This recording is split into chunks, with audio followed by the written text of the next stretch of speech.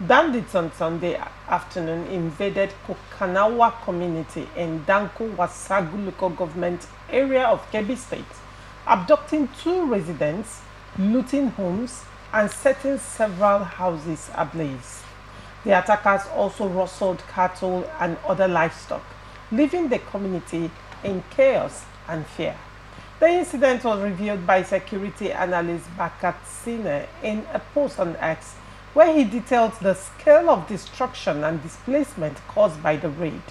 He noted that the attack took place in broad daylight and left several families homeless.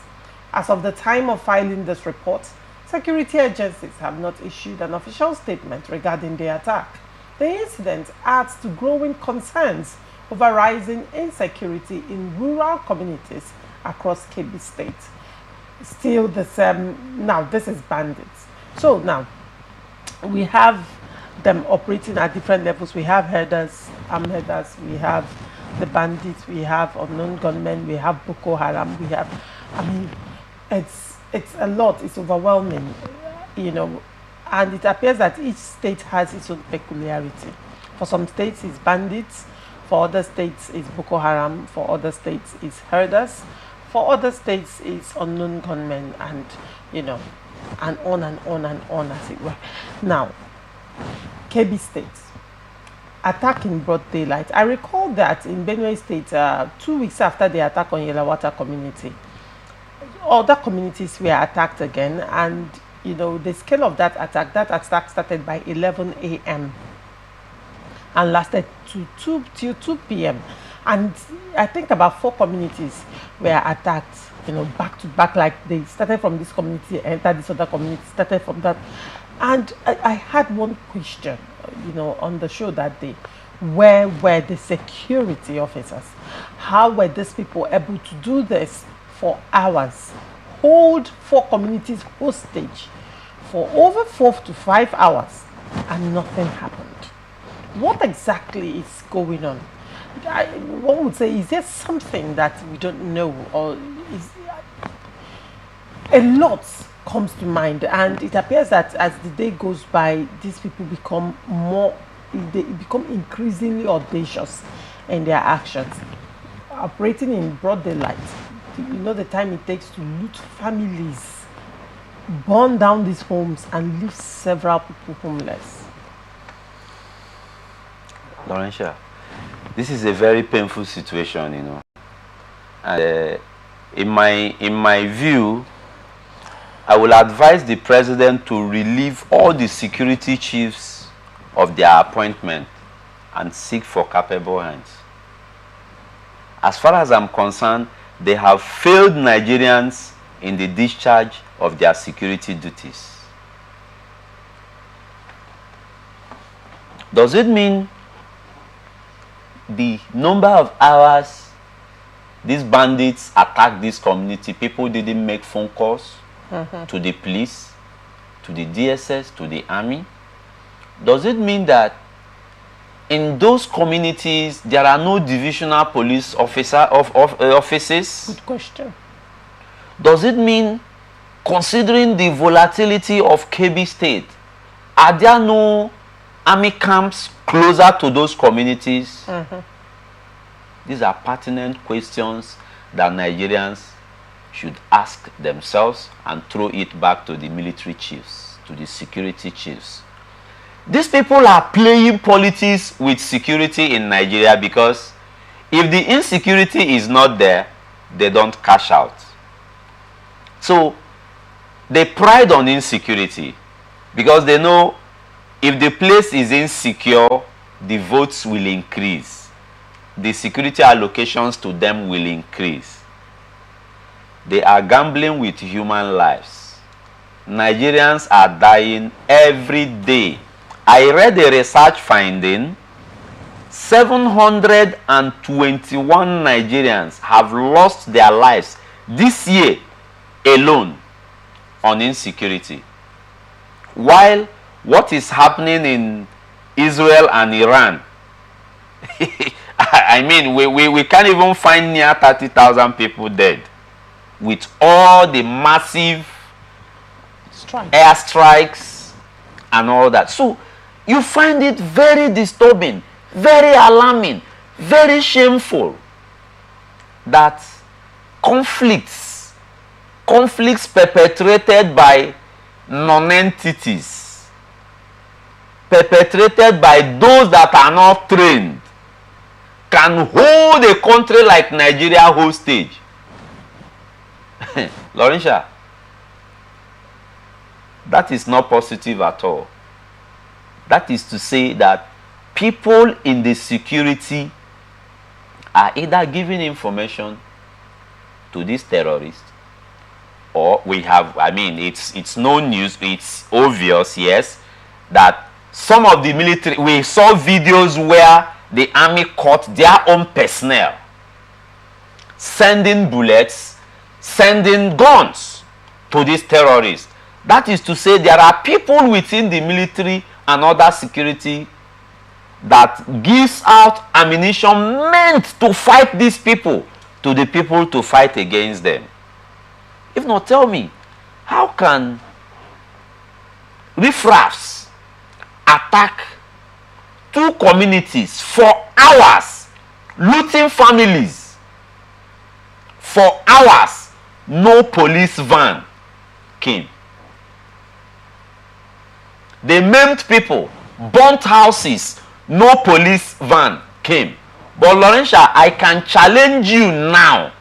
Let just two youths walk into the pipeline now and bust the pipeline. Immediately you will see helicopter hovering around. So you see, I asked this question in different forums. I attended a youth conference sometime where I posed that a question. Does it mean that our government is more interested in protecting national assets more than protecting our lives? That was a question I posed that, and I'm posing this question out again to the listening viewers and also to the government. Does it mean that the national assets, the oil and all that, is more important than our lives? That bandits will go into communities, kill people anyhow, burn houses, loot their belongings, cut away with their cow and other animal. No police officer came. No army van with all the new brown vehicles the government have invested money on. All the sophisticated ammunitions we have bought from America and other countries. Does it mean they no longer put them to use? I mean, yesterday I saw a very horrible sight along Rumekni Alu Road. The anti-court police guys who uses this keke bus. They are just there. What they were doing is stop people, stop youths, search them, force them to open their phones. I had to accost them. I said, you can't continue doing this to Nigerians. You don't see a youth and you enforce the person to open the phone. That's abuse of human rights. There is insecurity everywhere. The police people will not go and search for criminals. They will stay on the road, look at a young man that is dressed properly, they suspect you of Yahoo, and they insist you open your phone. That's what is going on now. The security heads should be aware of this. The IG should be aware of the CPs of various states should be aware that the police have come out again with brutality. It is very incessant and rampant now. Go out to Obirikwere flyover now. Loisha, I can challenge you. Drive out to Obirikwere flyover now. They are there. They are not after checking stolen vehicles. They are no more checking for bad guys. The people they are after now are those driving Benz. The youths can no longer drive their cars again freely. Even when you have your papers, you have your driving license, they will insist on you opening your phone.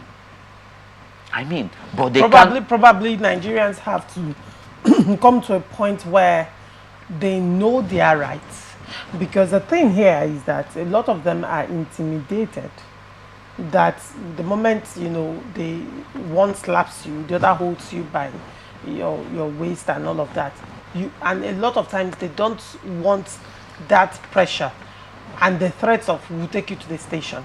Who told you that the DPOs are not aware of the activities of their police officers? None of them is exempted. Who told you that? Now the question, you don't need to tell me, Laurentia. I see.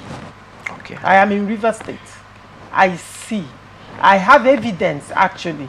I actually have real-time evidence of police brutality, particularly on the e-hailing community.